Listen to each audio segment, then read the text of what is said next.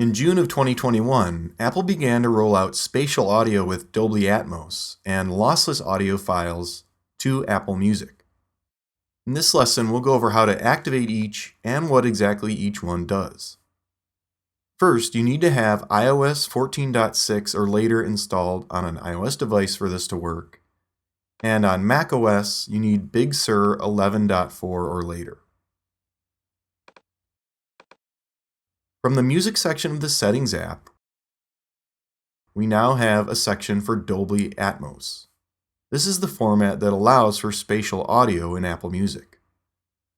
We can set this to automatic, always on, or keep it turned off to only hear songs in the traditional stereo format. The automatic option will only work if you're using Apple AirPods or certain Beats headphones. If you're listening on another brand of headphone or speaker, you need to select Always On to hear the Dolby Atmos version of the song. On a Mac, just go to Music Preferences, the Playback section, and we have a similar Dolby Atmos menu.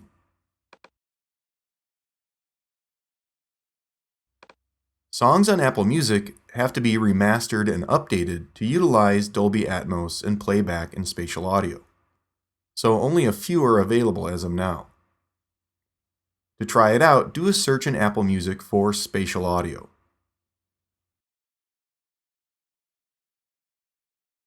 These two samples with an explanation from Zane Lowe are a good place to start. Apple also has several spatial audio playlists in different genres.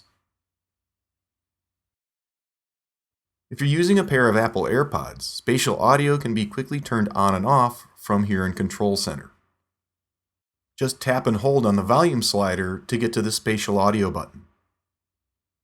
This is a good way to compare the difference between a traditional stereo track and Dolby Atmos with spatial audio. For me, the difference is certainly noticeable and interesting. The spatial audio tracks sound like you're listening in a space, rather than just having the two stereo channels pumped directly into your ears. One issue I do have with the Atmos tracks is that they seem to play back at a lower volume when spatial audio is on. But overall, I do like the experience and look forward to hearing more old songs updated to Dolby Atmos, and especially new songs that are going to be produced with Atmos and spatial audio in mind. Ultimately, it's going to be a personal preference if you want to listen in spatial audio or traditional stereo. The second new Apple Music audio option is lossless. Every track on Apple Music or any other online music service is compressed to make the file size smaller and then easier to stream and store on your device. Compression, though, can take away audio data, and some listeners can notice the difference between a compressed track and a lossless one.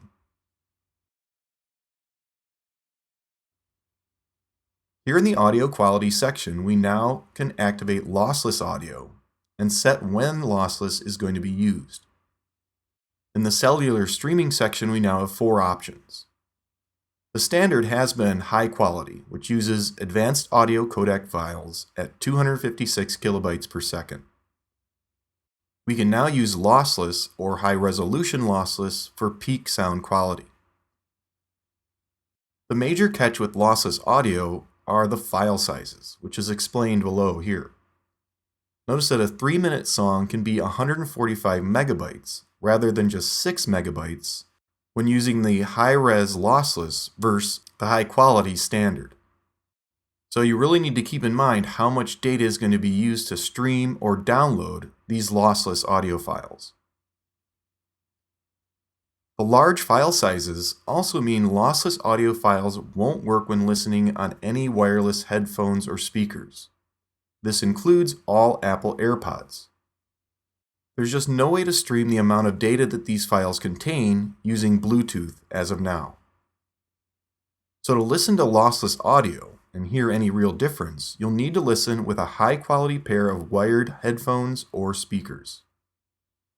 A fairly low percentage of audiophile type listeners are going to be able to discern the difference between these lossless songs and the high-quality versions that we've already been listening to. So I think going forward, Dolby Atmos and spatial audio will make a much more significant impact than the lossless audiophile option. But for Apple Music users, it's nice to have these options available.